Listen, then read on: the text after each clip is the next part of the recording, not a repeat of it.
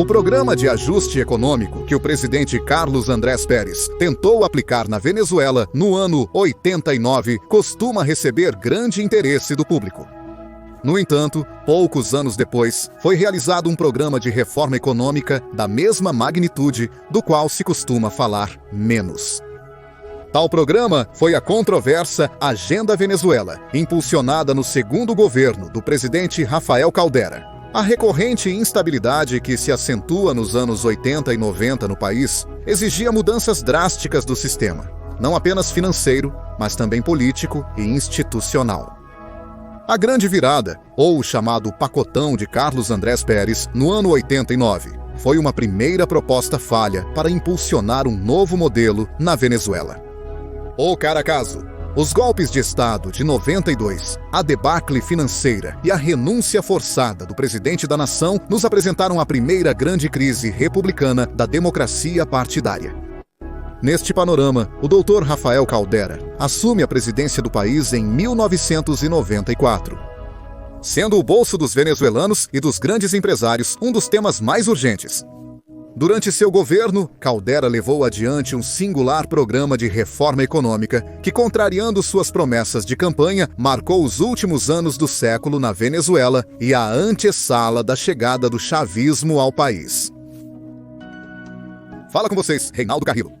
Bem-vindos à nova enciclopédia. Sigam-nos no Instagram, link abaixo do vídeo.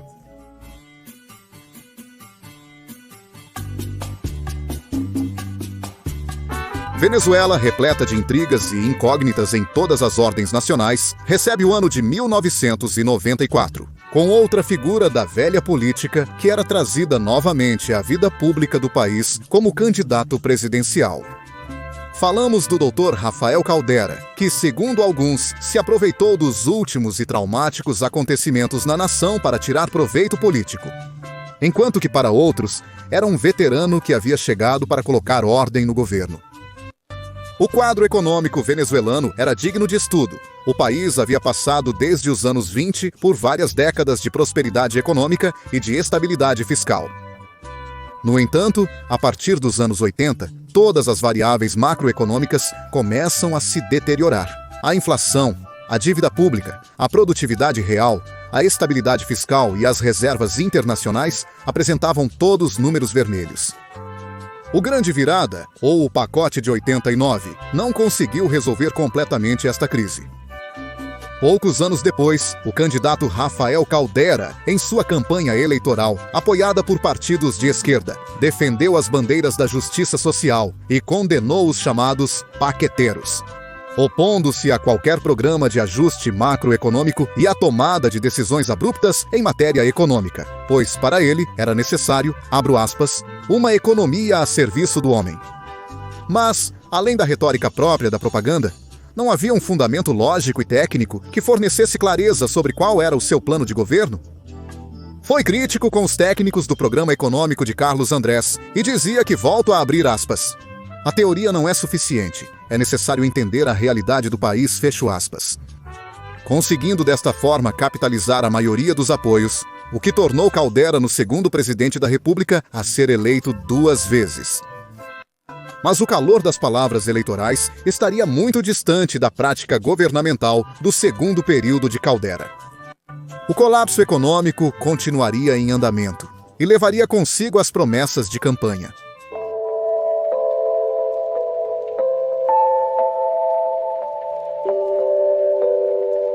Em 2 de fevereiro de 1994, o Dr. Rafael Caldera assume pela segunda vez a presidência da República.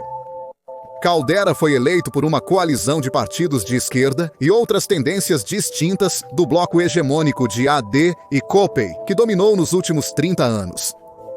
No entanto, essa coalizão, que recebeu o apelido de Tiripeiro, não ostentava a maioria no poder legislativo. Um cenário similar ao que teve Carlos Andrés Pérez no ano 89.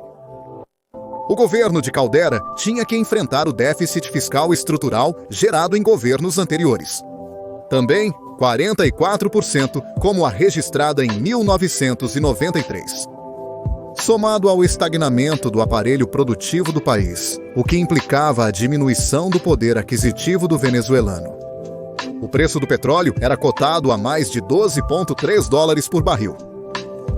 Para mitigar o grave cenário, de forma imediata foi concebido o programa chamado Plano Sossa, que buscava uma reforma substancial do sistema tributário, com medidas como a criação do CENIAT, a política de austeridade na imagem pública e na administração financeira foi o que esteve presente durante os 5 anos de presidência.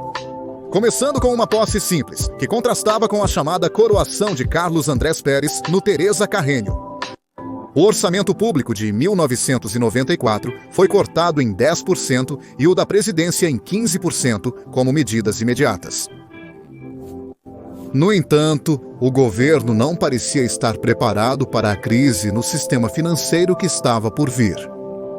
A controversa crise bancária de 1994 na Venezuela foi um episódio ao qual dedicaremos um programa especial. Essa crise bancária foi um período de insolvência generalizada de diversos grandes bancos do país. Ou seja, eles não tinham dinheiro para cumprir todas as obrigações com seus clientes. Essa crise começou a surgir em janeiro de 1994, com a saída do Banco Latino da Câmara de Compensação. E teve sua primeira manifestação com uma corrida bancária massiva no início de fevereiro, onde dezenas de milhares de poupadores tentaram retirar seus fundos do banco o mais rápido possível. Depois, o Estado teve que entregar grandes somas de dinheiro para auxiliar esses bancos insolventes, a ponto de nacionalizar alguns deles. Essa situação gerava um cenário de conflito e recessão na atividade bancária e comercial do país, o que afetou seriamente metade do sistema financeiro do país por vários anos e resultou no afundamento e colapso das principais entidades bancárias. As causas e o desenvolvimento dos fatos desta debacle bancária serão explicados em profundidade em um próximo vídeo.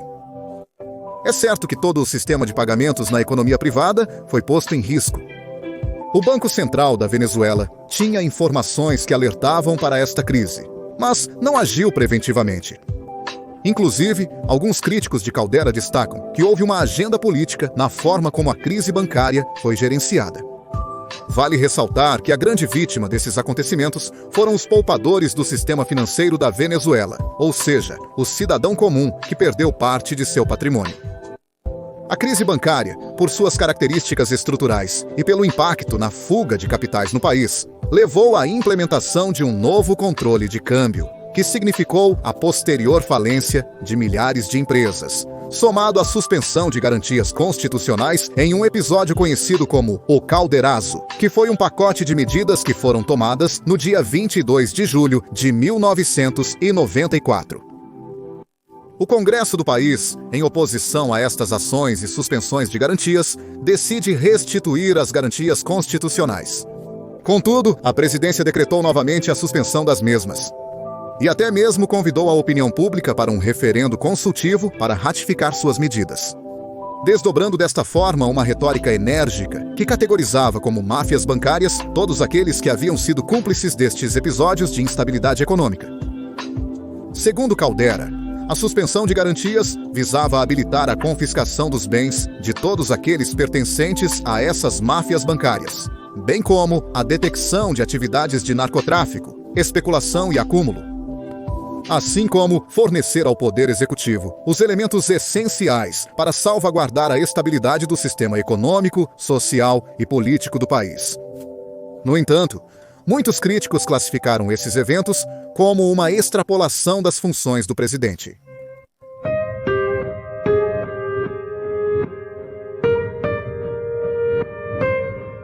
Com o nono Plano da Nação, iniciado há alguns meses atrás, e seus escassos resultados, foi projetado o Plano SOSA, segundo, um programa voltado para a criação de doce. Medidas que já somavam elementos próprios de um pacote inicial de estabilização econômica e um esquema anti-inflacionário.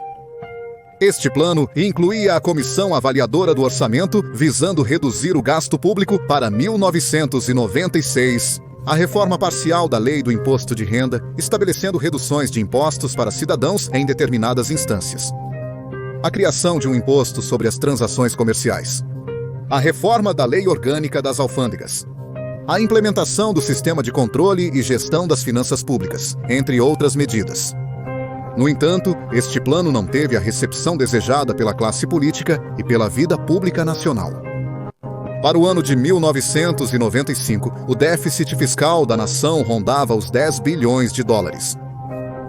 A verdade é que a execução dos planos SOSA primeiro e SOSA segundo enfrentaram um número significativo de obstáculos, como os chamados custos sociais que eram advertidos no debate público que seriam gerados se essas medidas fossem tomadas, custos sociais, que no final das contas acabaram demonstrando que tudo se reduzia a uma agenda de compromissos e simpatias em torno dos estamentos político-partidários. Segundo o critério de numerosos especialistas, durante a curta aplicação desses planos, os interesses das altas esferas político-empresariais foram privilegiados, em detrimento de uma estabilização real da economia. Os planos tiveram conquistas parciais que até seriam percebidas mais tarde. Mas as falhas dos formuladores de política, seja por desconhecimento, omissão ou cumplicidade, jogaram por terra qualquer nobre pretensão de estabilizar a economia venezuelana. As variáveis macroeconômicas permaneciam descontroladas, as reservas estavam baixas e o controle cambial já mostrava desgaste. Acompanhados por um grave desprestígio do sistema institucional e democrático da República. Rumores militares, políticos e até mesmo sobre o estado e a saúde de Caldera apresentavam um quadro que exigia medidas drásticas. E o governo era prisioneiro de sua retórica de campanha contra os especuladores. Dessa forma, começa a conceituação do programa, conhecido como Agenda Venezuela, um novo programa de reforma profunda que seria representado posteriormente em um pacote de medidas de estabilização, apoiado pelo Fundo Monetário Internacional. Para a Agenda Venezuela, o economista, líder político e antigo guerrilheiro Teodoro Pekov foi incorporado ao Ministério do Cordiplan, uma espécie de Ministério do Planejamento de Rafael Caldera, com Pekov se tornando o maior expoente em torno da implementação deste novo programa. Mais do que um objetivo técnico, com Pekov buscava-se articular politicamente a execução da Agenda Venezuela. Era muito conhecida a trajetória política e subversiva de Pekov durante os anos de guerrilha e sua subsequente trajetória acadêmica, política e legislativa. Desta forma, aparentemente paradoxal, tínhamos um proeminente socialista dirigindo o plano de liberalização econômica de um proeminente social-cristão, apoiado por sua vez por uma coalizão de partidos de esquerda. A incorporação da PECOF foi percebida como estratégica pela população e pelos atores de poder, o que permitiu a obtenção de alguns primeiros resultados. É muito lembrada sua frase quando lhe perguntaram como estava indo a Agenda Venezuela, e ele respondeu: "Estamos mal, mas vamos bem."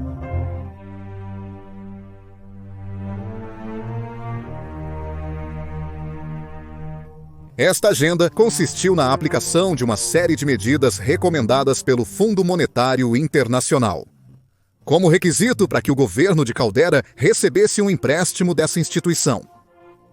Essas medidas, que assim como com Carlos Andrés, não foram aplicadas em sua totalidade, contemplavam um aumento nos impostos e uma reforma tributária geral. Liberação do tipo de câmbio e subsequente avaliação do bolívar, liberação das taxas de juros e das tarifas de gasolina e serviços públicos, uma reabertura do setor petrolífero e energético para empresas privadas. A privatização de empresas públicas deficitárias, uma maior austeridade nos gastos públicos e programas sociais compensatórios. A Agenda Venezuela foi aplicada de forma relativamente consistente desde o ano 96 até o ano 98, por isso, a mesma teve uma vida curta. É importante ressaltar que a Agenda Venezuela estava em total contradição com as promessas da campanha eleitoral. Começou a ser aplicado sem as tensões e as fortes resistências que os programas de ajuste anteriores tiveram e também sem a geração de uma alta tensão social. Uma diferença deste programa com as políticas do Grande Virada estava no fato de que ele se mantinha dentro de um esquema de ampla comunicação e divulgação. Isso facilitou a compreensão das medidas pela população. No entanto, o programa não teve a consistência e a continuidade que se aspirava. Além disso, foi interrompido com a chegada do presidente Hugo Chávez ao poder. Pode-se apontar que em 1996 a inflação chegou a 99%. A mesma diminui para 50% no ano de 97 e depois termina em níveis de 35%. Em 1998, chegando a 16% em 2000, sendo este um efeito das decisões tomadas, do qual se beneficiaria depois a administração seguinte, com o presidente Hugo Chávez. Em relação aos números de reativação econômica, embora em 96 a economia tenha desacelerado, depois, em 97 e em 98. O Produto Interno Bruto manteve-se atingindo uma média recorde de 7,8% e 7,6%. Isso como consequência das medidas deste programa, especialmente pelo processo de reabertura do petróleo a capitais privados, bem como de uma melhor administração fiscal e tributária. Sendo este um dos poucos elementos resgatáveis do plano SOSA. Primeiro, a renda por habitante subiu de $12.300 em 1994 para $12.600 em 1998. A produção de petróleo voltou a subir, passando de 2,6 milhões de barris diários em 1994 para 3,3 milhões de barris diários em 1998. Vários economistas afirmam que estavam sendo geradas as condições para estabelecer uma produção próxima a 5 milhões de barris diários nos próximos anos. As reservas internacionais, por sua vez, também se recuperaram ao passar de 9.700 milhões de dólares no ano 95 para 17.800 milhões de dólares em 1997. De acordo com especialistas, o crédito solicitado ao Fundo Monetário Internacional não foi totalmente utilizado e foi quitado antes do prazo. Além disso, cria-se o Fundo de Estabilização Macroeconômica. Agora, apesar das exportações não petrolíferas terem aumentado, segundo estudiosos do assunto, as políticas da Agenda Venezuela também levaram a uma maior desindustrialização do país, que anos depois os venezuelanos pagariam muito caro. Um dos problemas mais críticos a serem solucionados no período era o déficit fiscal na estrutura econômica do país. Subsídios, regulamentações excessivas e o gasto público excessivo não permitiam um bom desempenho econômico nem o gerenciamento da receita pública. Para corrigir essa situação, era necessário, entre outras coisas, eliminar o subsídio presente na taxa de câmbio do bolívar para o dólar, já que o dólar estava artificialmente barato. Como resultado dos controles cambiais assumidos no ano 96, o mercado não oficial considerava 450 bolívares por dólar, enquanto o governo mantinha a taxa de câmbio oficial em 290 bolívares por dólar. Também foi planejado reduzir o gasto público, aumentar a taxa de impostos sobre vendas e ajustar os preços dos serviços públicos que geravam perdas e desequilíbrios. Dessa forma, finalmente liberou-se e ajustou-se a taxa de câmbio, e o bolívar foi desvalorizado. Da mesma forma, houve aumento dos impostos sobre vendas, liberação das taxas de juros e eliminação dos controles de preços remanescentes. Com isso, buscava-se sincerizar e estabilizar as variáveis macroeconômicas. Tudo isso ajudou a alcançar um superávit fiscal, ou seja, o Estado recebeu mais dinheiro do que gastou nos anos 96 e 97. Embora essas medidas, especialmente a desvalorização, fortalecessem mais o Estado, que ganhava em dólares, em detrimento do setor privado nacional, que ganhava em bolívares. Agora, a Petróleos de Venezuela, sociedade anônima, recebia mais bolívares por cada dólar vendido ao Banco Central, o que implicava um pagamento maior de impostos ao Tesouro Nacional. Embora isso também significasse um dólar mais caro para os cidadãos. Esta redução do déficit também foi ajudada pelo aumento dos preços do petróleo durante esses anos. Este projeto de reforma do Estado também envolveu a privatização de várias empresas, setores e atividades, o que reduziu certos encargos estatais e abriu as portas para uma maior disciplina fiscal. No entanto, foi uma privatização tímida como a de Carlos Andrés. Todas essas medidas aumentaram em 170% mais as receitas do Estado e, dessa forma, o governo foi beneficiado. Por sua vez, uma liquidez monetária cada vez maior no início do ano 97, que ameaçava com uma inflação maior, se viu mitigada eficientemente com a emissão de títulos de estabilização pelo Banco Central da Venezuela. Igualmente, a dívida externa diminuiu para um nível relativo de 23 bilhões de dólares, e as exportações não tradicionais atingiram um nível histórico de 7,2 bilhões de dólares. Adicionalmente, ocorre o acordo tripartite para renovar o esquema de pagamentos e compensação da segurança social, bem como a criação dos fundos de pensões. Isso implicou um acordo entre o setor empresarial, governamental e sindical, o qual foi qualificado como bem-sucedido. Os salários dos funcionários públicos permaneceram acima da inflação e o salário mínimo era o segundo maior da América Latina, superior a 183 dólares mensais, superior a 183 dólares mensais. Apesar da crise, após décadas de prosperidade, a economia venezuelana mantinha sua superioridade em relação a muitos outros países do continente. Adicionalmente, como parte da Agenda Venezuela, foram criados programas sociais e compensatórios, como PROVAL, um programa de alimentação e abastecimento, SUMED, um programa de fornecimento de medicamentos, e o Fundo de Fortalecimento Social para o desenvolvimento de projetos produtivos nas comunidades, em conjunto com a sociedade civil organizada. Também é notável o Programa de Alimentação Escolar, chamado Programa de Alimentação Escolar. Para 1998, surge a crise dos tigres asiáticos, e com isso, o preço do barril de petróleo cai para 9 dólares e 30 centavos por barril. Isso implicou uma contração significativa na receita da administração pública, para o que o governo decidiu reduzir os salários da administração pública em 10%.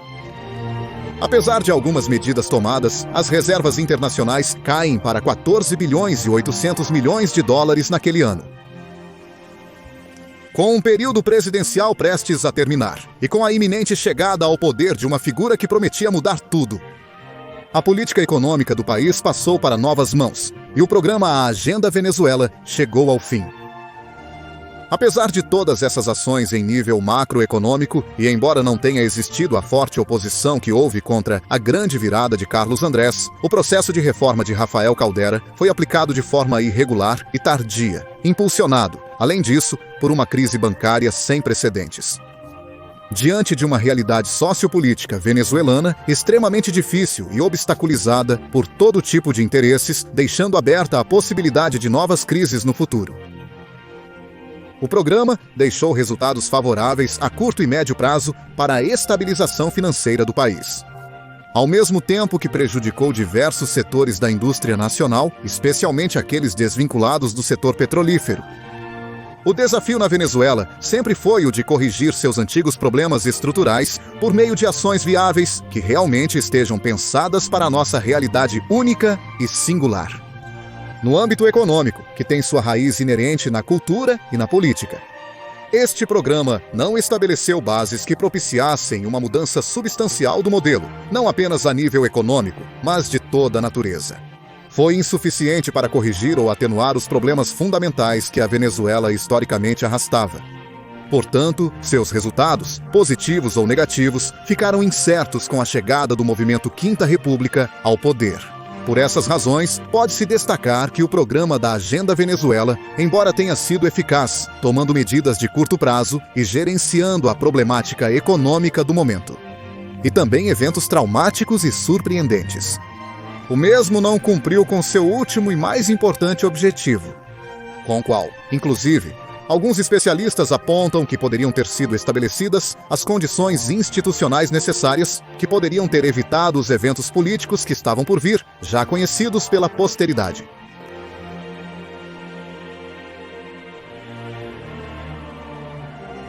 Obrigado por assistirem a este vídeo. Se ainda não o fizeram, inscrevam-se no canal, comentem, deem sugestões, curtam este e os outros vídeos e ativem o sininho para receberem notificações de todas as nossas publicações. E, claro, sigam-nos na nossa conta do Instagram, onde publicamos material complementar a tudo o que fazemos neste canal. Até a próxima entrega! Cuidem-se!